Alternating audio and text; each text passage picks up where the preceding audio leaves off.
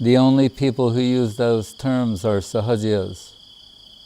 Those terms, those two words that way, they're never used by Rupa Goswami, by Kaviraj Goswami, by Saraswati Thakur, by Bhaktivinoda Thakur, by Guru Maharaj, by Gurudev.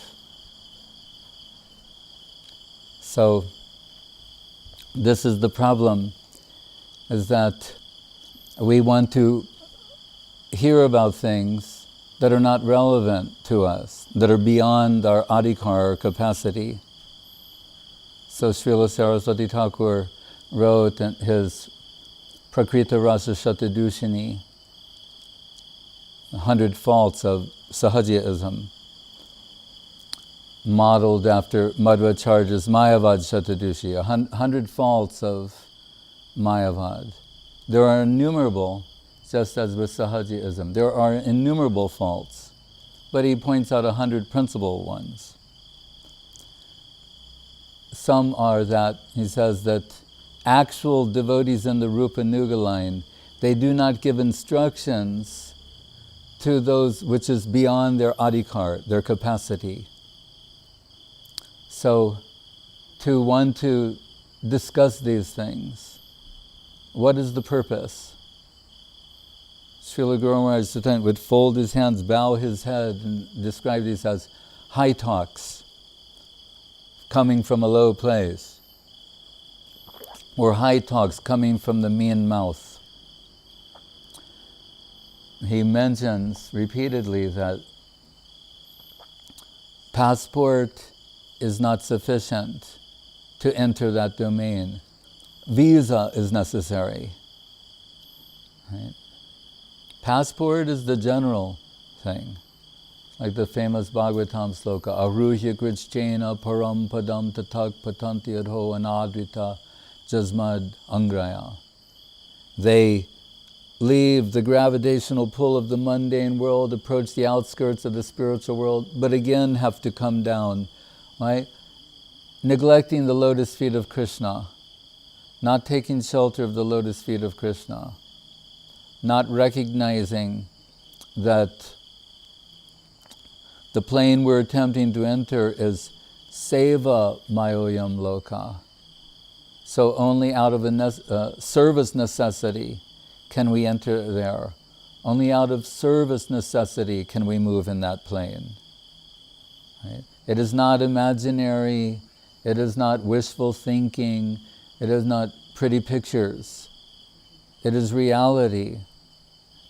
Guru Maharaj once chastened some devotees saying, when he asked them, let me ask you a question, what is Krishna consciousness?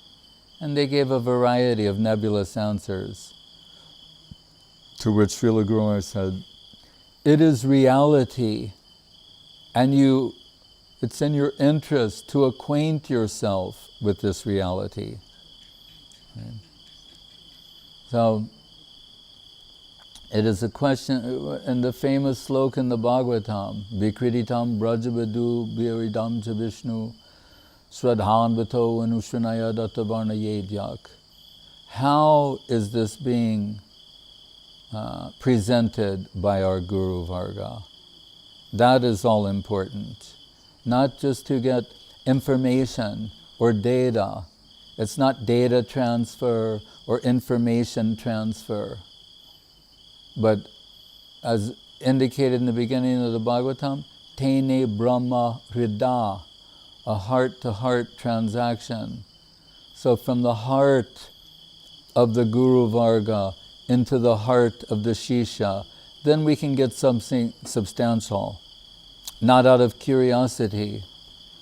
As Guru Maharaj mentioned, if we say visa is what is required, then in our visa application, we want to know what are the state secrets of the country that we seek admission to. We want to know all the intimate details, their secret service, how everything's secret about that place.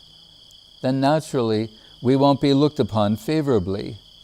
Right? We're seeking admittance on the most general, basic level, and already we want to know very confidential, intimate things. that will not be looked upon favorably. Right? If it is seva mayoyam loka, the world of service, then they're giving admittance to those who aspire to serve. The visa comes not, it's already understood our desire to enter. That's a given.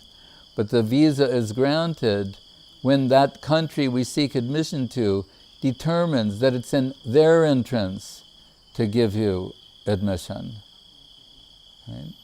So Guru Maharaj uses the expression, deserve then desire, and he counsels, he recommends modest natural growth, not artificial ripening. Bhaktivinoda Thakur says, if you don't climb the tree to get the fruits, then what will you get?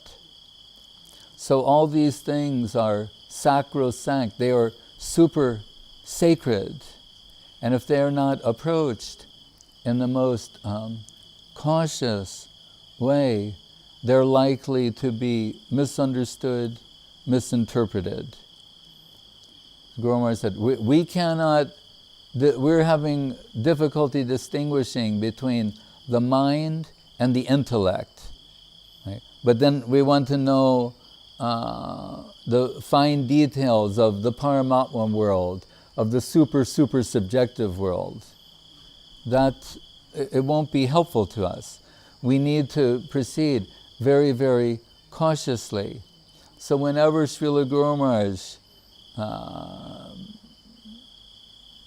said anything about these matters, it was with, as he would quote the motto of Saraswati Thakur, Pujala Ragapat Gaurabhabange Matala Sarujana Bishaya Range.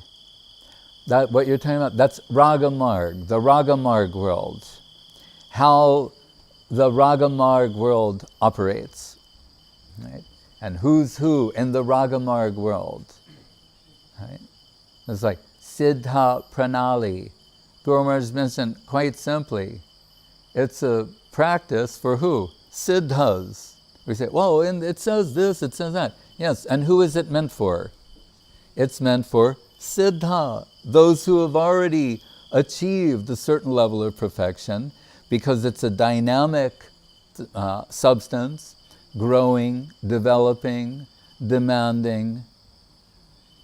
Still advice is given.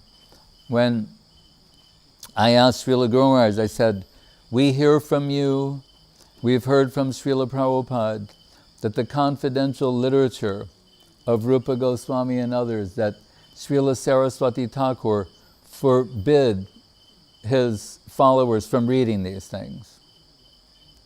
So I said, well, two things come to mind. One is, then who are they written for? Number two, I said, you and Swami Maharaj Prabhupada, you're disciples of Saraswati Thakur. So you're telling me you can't read them either? So Guru Maharaj's answer is very interesting. He said, you should not adopt an atheistic position. I was thinking, what? Atheism, what does he mean?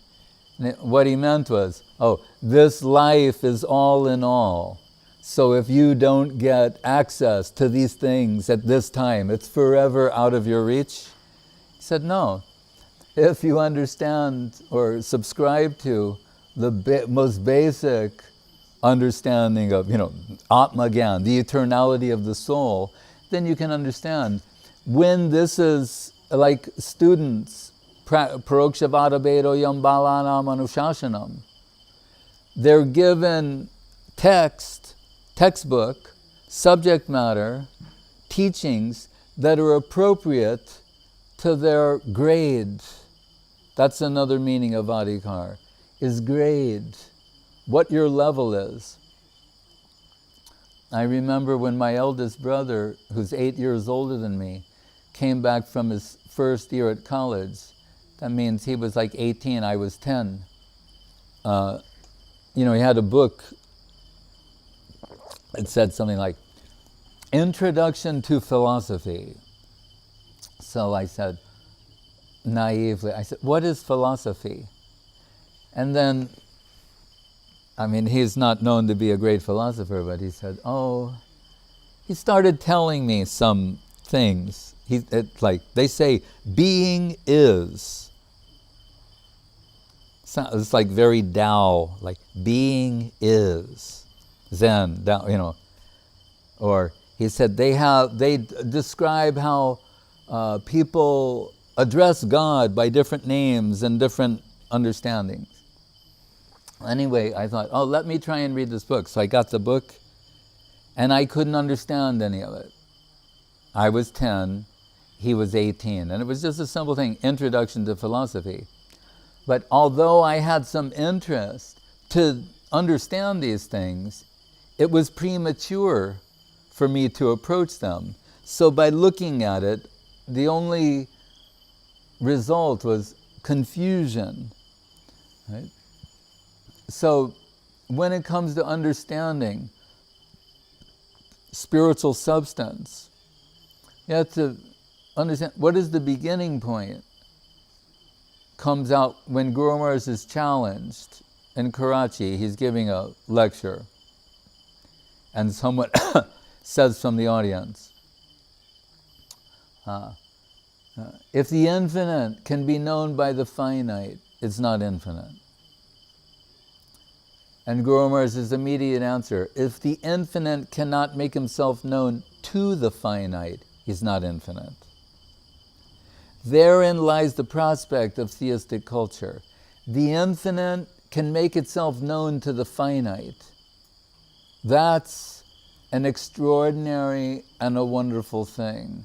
To accept that possibility allows one to engage in the culture of faith. As Guru Maharaj mentions in the beginning of Sri Guru and His Grace in the intro, to err is human. To error is inevitable for all of us, being not perfect. Right? These are commonly known things. But then he draws our attention to another point. He said, still, there is an element within us that seeks perfection. Right? Although we acknowledge we're imperfect, to error is human, it's inevitable for everybody, we do it every day. Still, it's curious, it's interesting that there's an element in us that seeks perfection, that seeks the ideal.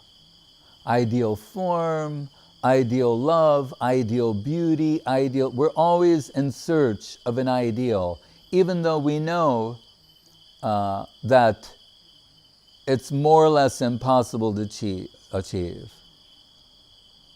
Is that verse? Is that about Krishna Prem, Jambu Nadahim? It's like the gold of heaven, gold in the rivers of heaven.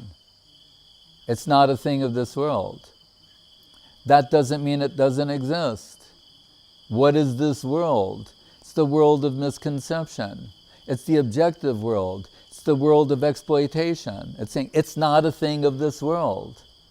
If all we have experienced is the objective world, exploitation and misconception, then when we come in connection with Krishna consciousness and we try to envision or speculate about the name of Krishna, the form of Krishna, the qualities of Krishna, the pastimes of Krishna, the devotees of Krishna, the divine loving relationships of Krishna and his devotees, it'll all be based upon what we've seen here.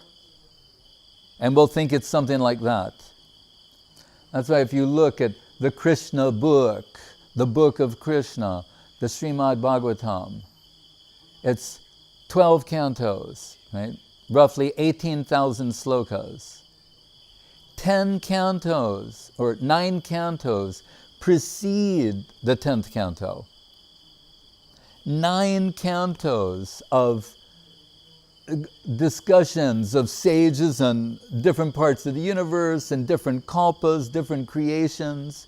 The most super qualified spiritual personalities have deeply philosophical discussions. And this is the prerequisite before you even hear about the birth of Krishna, of baby Krishna.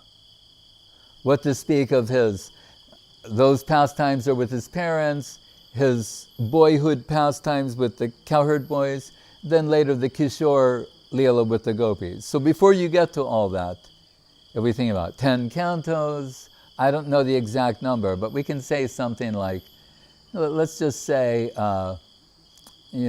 14,000 slokas before you get to even the birth of Krishna. Some little summary of his pastimes here and there. Why? Why is that? Because we're likely to misunderstand.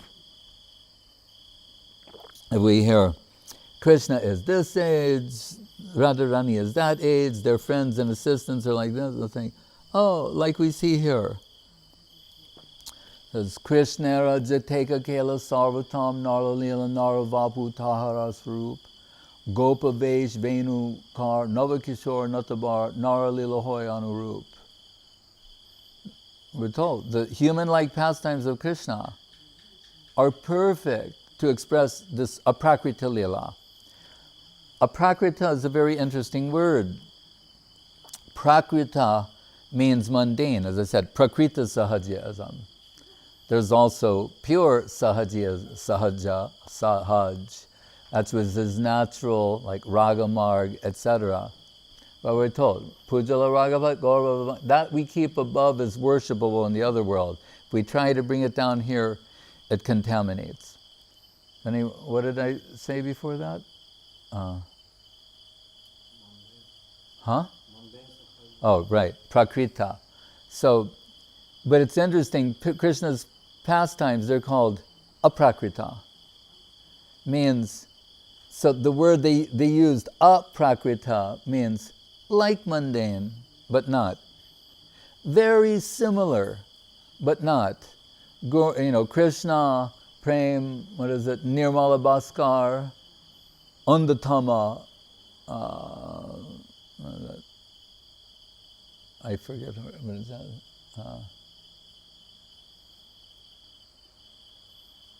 One is, as Guru Maharaj said, the difference between the North Pole and the South Pole. We can say, oh, North Pole and South Pole, they're very similar, but they're at opposite ends of the spectrum. So the aprakrita lila of Krishna is the highest aspect. That's the super subjective world, above even the Vaikuntha world, right? Above Dwaraka, Ayodhya, and Vaikuntha is that plane of Krishna. Right? And what's at the bottom end of the spectrum is the mundane relationship between men and women of this world. Right? That's why so much caution is given. What is the nature of that plane? Sometimes we speak of the expansion and contraction of time and space. Right? And we wonder, how are all these things possible? Right? Achintya kaluye babas natangs tarkena yojayet. What is inconceivable, achintya, is not a subject of argument. We're living in the realm of time and space. So then we hear of a world that's not under the influence of time and space. There's no time and space as we conventionally think about it. So to apply all these projections about, well, how could so many cows or cowherd boys fit in is all foolish. There's no space there as we think of it. There's no time. As it mentioned in the Upanishad, there's no time. There's no night or day, but there's night and day. There's no need for night and day, but there's night and day. There's no need for a moon, but there's a moon, so there's moonlight. There's no need for these things, but as part of the Nitya Leela of Krishna, they become paraphernalia or parts of the pastimes, and they're pervertedly reflected into this plane. That is what needs to be at the basis of our understanding anytime we approach trying to understand the upper world. And with the confidence that whatever needs to be known by me. In the words of Srila Guru Maharaj, we are under the ever-watchful eye of Yogamaya. Yogamaya is aware of all the needs of the different servitors. Yogamaya is aware of all the seva needs. So Yogamaya can cast the servitors who are participating in any pastimes on any level, and also supply them the necessities for their seva. So our interest, it lies in being a sincere servitor, having a sincere service aspiration.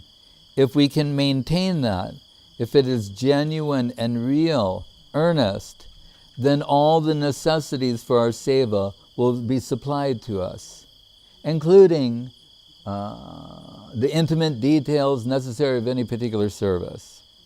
Right? So, Uddhava, who is intimately acquainted with the queens of Dwaraka and Mathura, when Krishna sends Uddhava to Vrindavan with a message for the Braja Gopis, having observed their devotional qualities, he concludes by saying, Asamaho choranarenu jushamahangshang brindavane kimapi gomalato sadinam yad dushtajam swajanam arja patam chihitva bejur mukunda parivim shrutibir vimrigyam. Think of this carefully. He's Uddhava, right? Na, the sloka,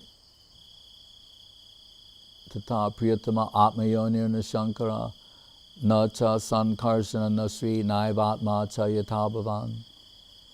Right? Krishna himself says, there's no one more dear to me than Uddhava, not Brahma, not Shiva, not Sankarshan, not Lakshmi. Right?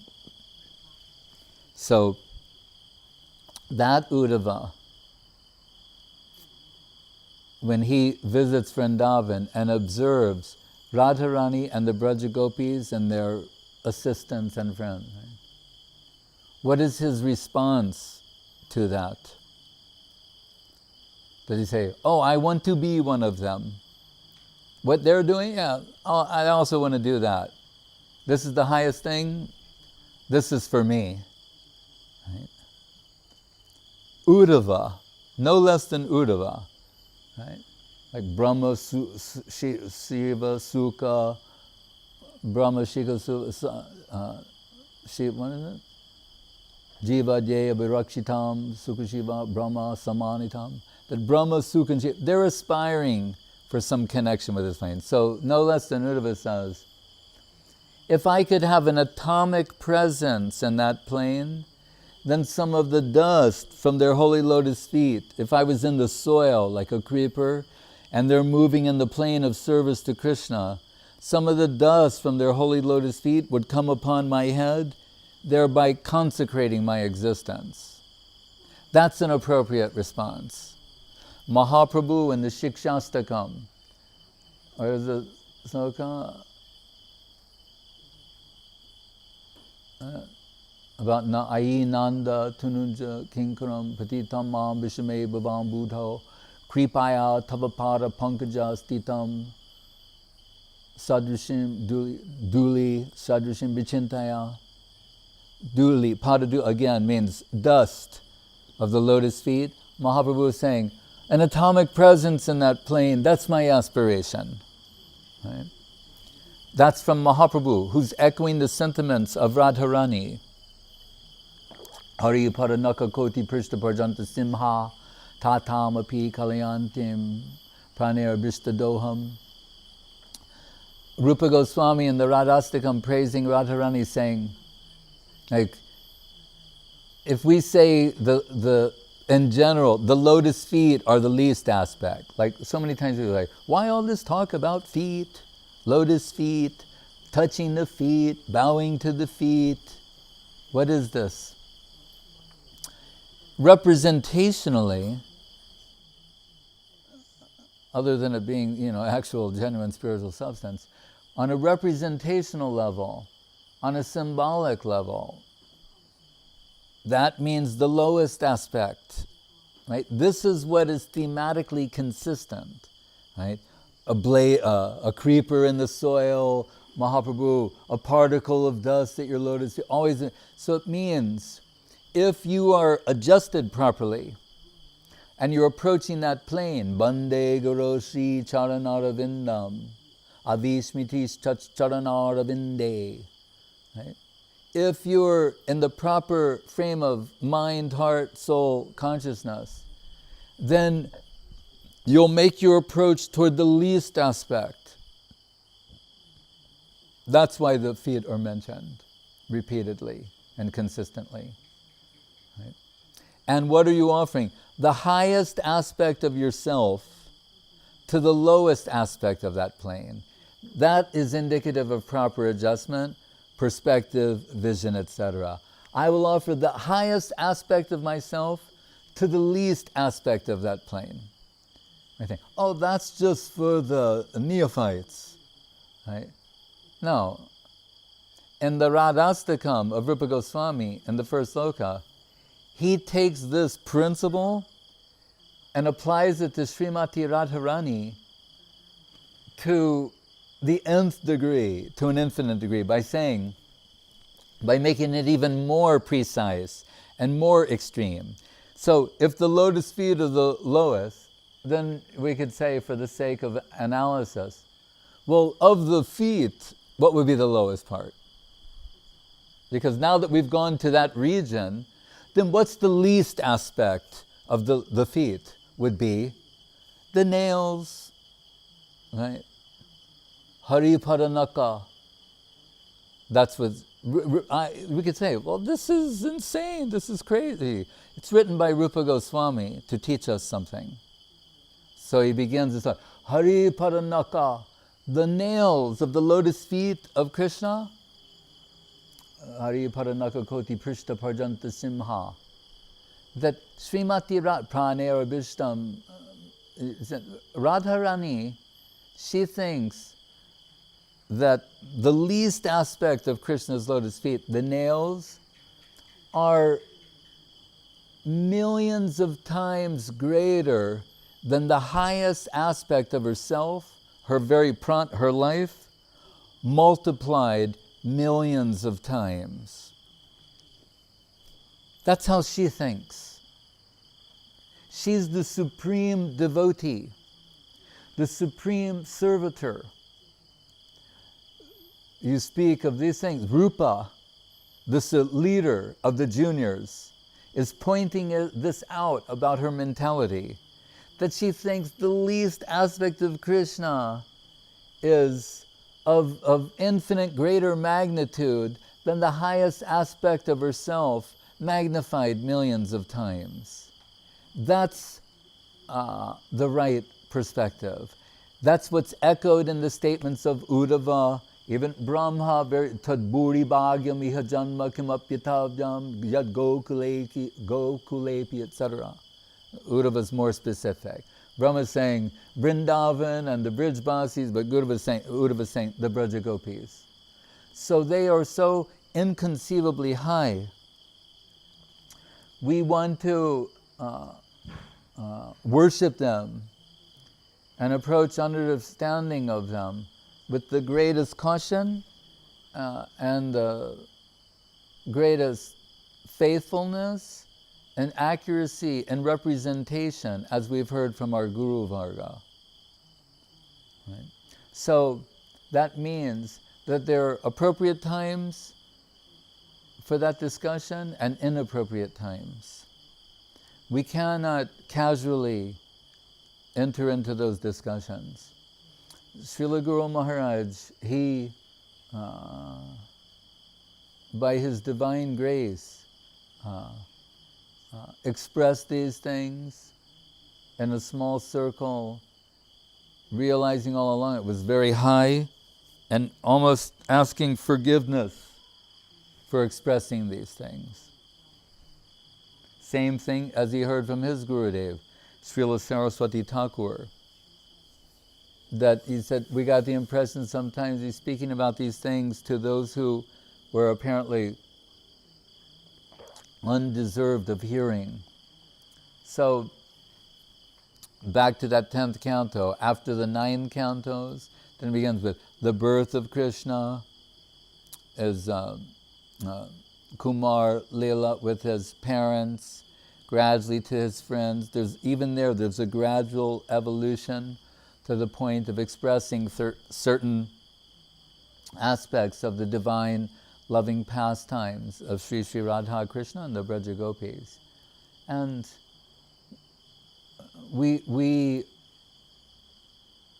I remember being in Govardhan, and Sruta Shrava Prabhu, Vaishnava Maharaj, and I went to get a little desk in town. And while we were there was some big poster of Radha and Krishna at the furniture seller's place. And we were negotiating for the desk, and we said, oh, we'd like to include that poster. So he went, oh, okay. He rolled up the poster, we went back, we showed Gurudev the desk. But when we rolled out the poster, and it's a very, from an artistic point of view, you can say, a chaste poster. They're not embracing, there's nothing intimate going on in the picture. But when we rolled it out and showed it to Gurudev, he said, Maharaj, we are afraid of these things. And I thought, what? This is a very normal, from an external point of view, a very normal looking picture. Not on a swing, not holding, nothing like that. And Gurudev, he said, we are afraid of that. That's how much reverence he had for these things. So only when it will come down, it wants to express itself, the infinite wants to reveal itself to the finite, then at that time we will bow our heads. But otherwise, out of our own curiosity, we're not approaching those things, because we only want to hear that from our Guru Varga, and when it is expressing itself, that is the key. Is Krishna revealing this? Is Srimati Radharani, Guru is saying, faith is at the halo of Radharani. Is it her wish to reveal these things? It's mentioned in the 11th canto of the Bhagavatam, that the preferred method of revelation is inference. To infer, to imply, to point to something. There's a reason for that. We say, well, why aren't the Vedas clearly indicating this, that, and the other thing? Because it's so likely to be misunderstood. So there is a gradual approach to understanding these things. We have the good fortune of daily reading the Sri Chaitanya Charitamrita. Guru Maharaj says of it, there, Krishna's Kaviraj Goswami has presented Madhura Rasa so perfectly that it cannot be misunderstood. And then he adds, and still it is misunderstood. So he said, he's presented it so perfectly. Even these higher books, Ujjvala Nilamani, this book, the other book, certain slokas he's giving from these higher books, we're told not to study the details of, to bring you into that plane of understanding. He knows very perfectly. He's also of the Manjari class, Krishna's Kaviraj. He knows perfectly, selecting this one, that one, and giving some exposure. And Guru Maharaj said, in such a way that you can't misunderstand it, and still it is misunderstood. Right? Gurudev went so far as to say about certain things, he said, Guru Maharaj's opinion is, even if you're qualified, you shouldn't do it. Not about who's qualified, only qualified people. He said, Guru Maharaj's opinion is, even if you're qualified, you shouldn't culture these things. That's what's coming down from Saraswati Thakur and others. It's not a thing of this world. That doesn't mean it doesn't exist. So what we want doesn't exist in this world. And we're told, if you had connection with this divine substance, what's way of analyzing whether or not the connection was real or not? In the absence of connection with that, you would die. So if you're alive, then you must not have had connection with it. That comes from Mahaprabhu and Radharani. They say that. We say, well, that's really fanatical. That's impossible. That's what Radharani says. No prema gandhasti dharapi meharo. That's what Mahaprabhu says. Krishna Prem is so high, so inconceivably wonderful, that once coming in connection with it, any sort of separation will result in death. So what's the proof that I don't have Krishna Prem? I'm alive. I go on living. What's the proof that we don't have substantial feelings about Krishna consciousness? Is it doesn't bother us that we're separated from Krishna. We go on day after day with our lives this way and that way, distracted by so many things. We're not disturbed by the fact that we're separated from Krishna. This is our Durdeva Bilas, our misfortune. Right? So by hearing in the proper way from Krishna's devotees and authentic scriptures, gradually it will awaken some genuine interest, beyond curiosity, some genuine interest in our hearts to hear more. But as it is given, without pressing or trying to prematurely enter something that is beyond our grasp. We're told Raghunath Das Goswami is the Prayojan Tattva Acharya. And he has one work called the Bilapa Kusumanjali, which begins with a pranam to Sri Rupa. But there, one of Srila Guru Maharaj's favorite verses, the quote from there is, Dashayate mama rasastu satyam sakayame mama namostu nityam. Here are the two keywords, dasya and sakya. And in this sense, sakya means intimate connection. Like Pujala Ragapat, Gaurava Mange. That is worshipable to me. He said, my focus is on dasya. That's where I always put my focus. Again, consistent with Uddhava and the others. The least aspect of seva.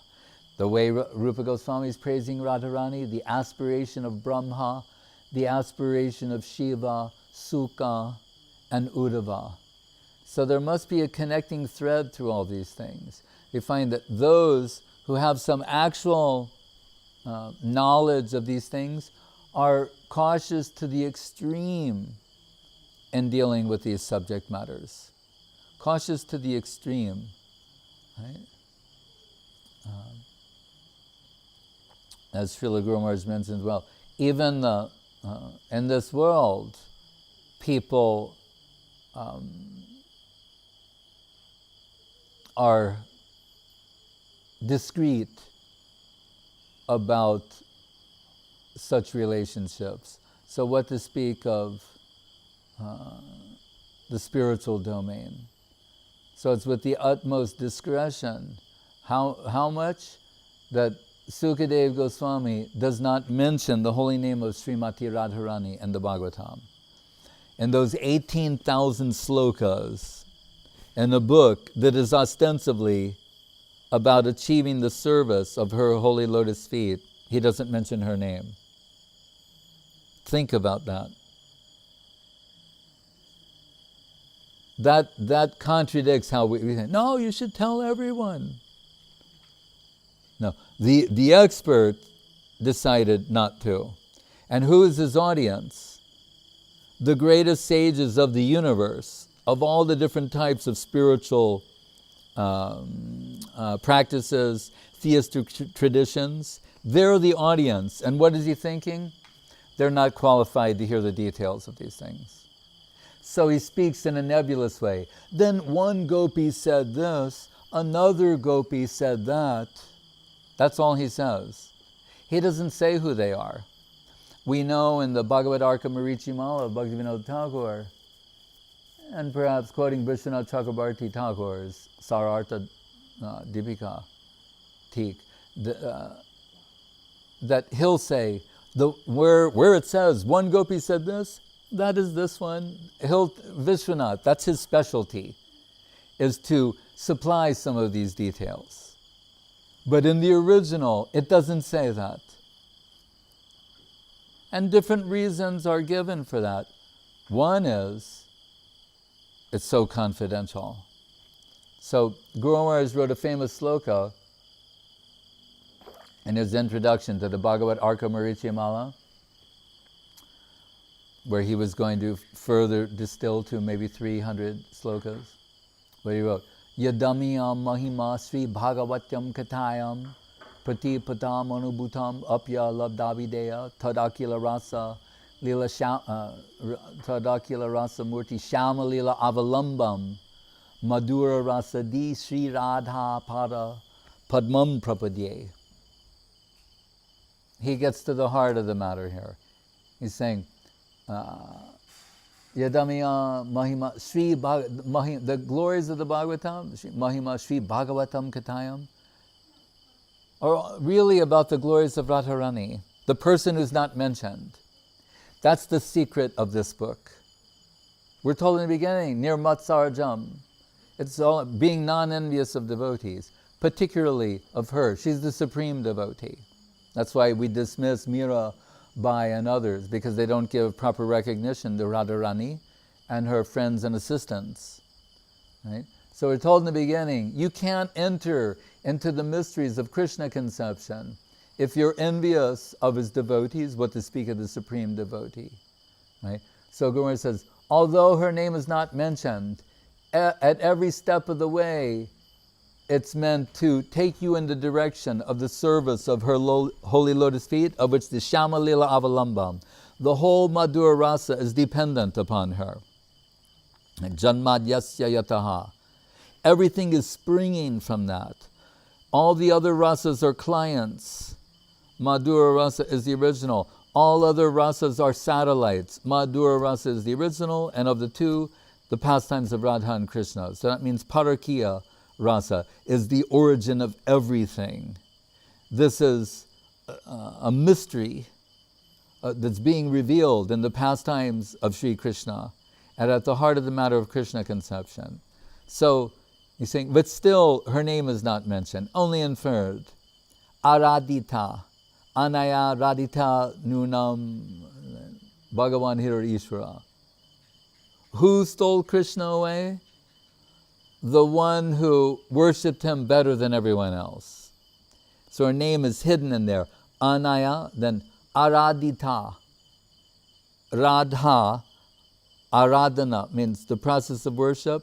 Her process of worshiping is giving herself, offering herself, saying, that one, she's the one who had her service was so strong and irresistible that all attractive Krishna was irresistibly drawn, an attraction to her, canceling 1 trillion other gopis. That's how it's dealt with. So that should be sufficient for us to say, oh, this is inconceivable. And how inconceivably qualified this person must be. And her Lalita Vishaka Ruparati, her friends, and how inconceivably qualified they must be. And that we have the opportunity by the grace of our Guru Varga and the Bhaktivinoda Paribar, the line of Bhaktivinoda Thakur, Saraswati Thakur, and Chaitanya Saraswata, that we have some opportunity to serve that plane. That should be enough for us to know that prospect, that possibility. So I say these things in this way because it's how I've heard from Guru Maharaj as well. Don't think I didn't ask him many questions. And sometimes he's tolerating my question to a point, and then he'd say, stop, you're going to break your head. He said, too much analysis creates doubt, doubt disturbs faith, faith is our only access to these things. So we're happy when something is revealed to us, that's more than enough. If you can remain like that, then you can become qualified to hear more. They see, they're not eager to distribute the secret for self-aggrandizement, for pratishta, to make everyone think, this person is so advanced. They know so many intimate details about the pastimes or the confidential books. No. Gurudev is concealing himself. Guru Maharaj is concealing himself. Saraswati Thakur, where we're told, if some spiritual emotion comes to him, he's wiping away any tears, suppressing anything, not showing anything. Because then, as Mahaprabhu said, Krandami so bhagya baram prakashitam. We say, wait, you say you don't have Krishna Prem, you don't have a scent of the fragrance of Krishna Prem, what to speak of a drop, but we see it looks like the Ganga's coming out of your eyes. What does Mahaprabhu say? That is to deceive people into thinking I have Krishna Prem. I crave the fame of being a devotee. Right? It's actually worse than wanting to be famous in this world, is to want to be famous as a devotee. Think about that. Why? Because when it comes to reality, there is no greater fame. The greatest fame there is to be a reputed devotee of Krishna, a genuine devotee of Krishna, a pure devotee of Krishna. There's no greater fame than that. That person, what do we say? Ebe Jash Gushuk Tribhuvan. In the song, your glories are spread throughout the three worlds. That person will be celebrated in Svargaloka, in the heavenly planet. They'll be celebrated in the Goloka, in the Vaikuntha world and the Goloka world. There's no greater fame than that. Right? So to try to cheaply, what does he say? Tumi kishe kevala kaitava pratishtaratari nirjanaragari tavaharinam kevala kaitava. Saraswati Thakur wrote a famous song. It has some harsh, offensive words in it. What he says compares pratishta to. He said, why are you trying to show yourself as a devotee in the world? Taking so many names of Krishna Nam in seclusion, talking about so many high things. Why? He said, this pratishta, pratishtaratari nirjanaragari tavahari. He said, so what you're doing is just kevala koitava. It's cheating. Dharmak prochitava kaitava paramo nirmatsaranam satam. What was eliminated in the beginning pages of the Bhagavatam. So rather we find those who, the genuine devotees, they're concealing their position. Pundarik Vidyanidhi is concealing his position. Banshidas Babaji is concealing his position. Bhakti Vinod Thakur, Saraswati Thakur, our Guru Varga, they're concealing their exalted level of achievement. They also don't, because they do have something and they know it's real and substantial, it can be withdrawn at any time, they're not going to tell anyone about that. They know if it turns into ego assertion, pratishta, it will vanish from you. So our Guru Varga is so cautious about these subject matters, and we should observe those same parameters and those same cautions if we want to come in connection with these things substantially. Gurudev liked to quote this Bengali quote, who cannot catch a garter snake?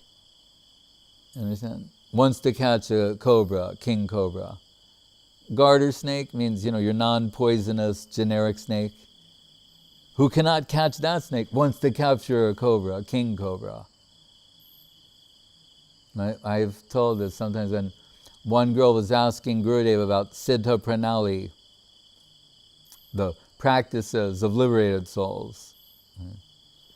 But at one point, Gurudev said, "Can you make off the light there?" And she went, and there's in India, there's 12 switches on the wall. You're the fans going, the TV, everything's go on, off. Then finally, the light goes out, And she's like this. And Gurudev said, "One who cannot turn off a light should not ask about Siddha Pranali." What will you do in that plane?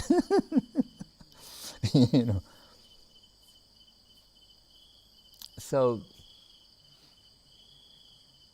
we're protecting this. It's the most valuable thing. So it's in a vault. We're protecting it. Our Guru Varga, Jiva Dhyaya Virakshitam, Jiva, they're protecting. Saraswati Thakur, Shri Jiva Tejastiti. That's why it's still alive, because they're protecting it from cheapening, counterfeiting, adulteration, modification. We know the story of when the people started entering India from Middle Eastern countries, they have dates, figs, nuts, we know what those sweets are. Then the envoy, the ambassador from the king would say, "You won't believe some of the fruits they have there. Like we have here, mangoes." And he's always telling me about mangoes. And the king's getting so "Then bring me some mangoes." He goes, "Well, I try." But, it took a long time to travel between India and the Middle East at that time. He said, they all rot halfway here. So he said, "Oh, but I very much want to taste the mango, hearing your description." So he said, "Oh, I have an idea, Take some tamarind and some turmeric and some honey and different concoction, puts in a bowl. Then because the mango has some string, he takes his beard, puts that like that, and he tells the king, "Here, suck my beard." And the king's going, and he goes, "This is mango?" He goes, "That is mango." He goes, "Now you know what is mango." So there's this divine fruit, Krishna Prem, above. We say, "Oh, I am so eager for that." But if you try to, that's what Pujala Ragapat Gaurava Bhanga means. If you try to take it down from that plane by description, whatever it may be, right? Halfway it becomes rotten and turns into something else along the way. But then you've got people here ready to take the ingredients of this world and have you taste that and tell you that it's divine substance. We want to avoid that like the plague. Right? Saraswati, when some Sahajiya Guru came to see Bhaktivinoda Thakur, 2 chairs were drawn. And while they're talking, that Sahajiya notices Saraswati Thakur 100 hands away, 100 feet, whatever you want, a great distance away. And he said, "Why does that boy give his dandavats from such a distance? He should come near to you, give dandavat, and then go." And Bhaktivinoda Thakur, "Oh, him. He has a vow that he won't come within 100 feet of a Sahajiya, and he saw you." So, at least 2 things we learn from this. One is, why isn't Bhaktivinoda Thakur keeping 100 feet? Because Bhaktivinoda Thakur is not going to be degraded by this man and his misconceptions. If anything, there's some hope for that man to be elevated. Then actually, neither will Saraswati Thakur be polluted by him. But Saraswati Thakur, Gurudam, Grantadam, Gauradam, Namadam, he's the Guru, the teacher of us all that Saraswati Thakur is giving the world. He's showing by example. Do not come near to these things. The humanness of the interaction will make you ripe for this type of pollution. So you can't mix with them. keep a distance. Right. So many things he's showing. Not to attack, but to keep a distance. When confidential he went to visit a childhood friend in Vrindavan, like pay a visit, a courtesy call. When he got there, they were having a reading and discussion of the 5 chapters of the Rasa Leela. So Saraswati Thakur bowed his head and started to walk away, and the man said, "Oh, you've come, the best part. Don't go now." And Saraswati Thakur, he didn't attack them or argue with them. He said, "Oh, my Guru Dev has forbidden me to hear these things, that I'll be offensive. So I need to follow the advice of my Guru Dev. He's told I should not approach this. So thank you very much, but I must go now." That's how he did that type of respect. Through inversion, we can understand this is the qualified person. We only want to hear from them. And I know you're only saying about what Guru Maharaj said, but there are appropriate times and inappropriate times. Sometimes that may descend for expression. Otherwise, we're content with the general tenor of what is being given to us by our Guru Varga. Hare Krishna.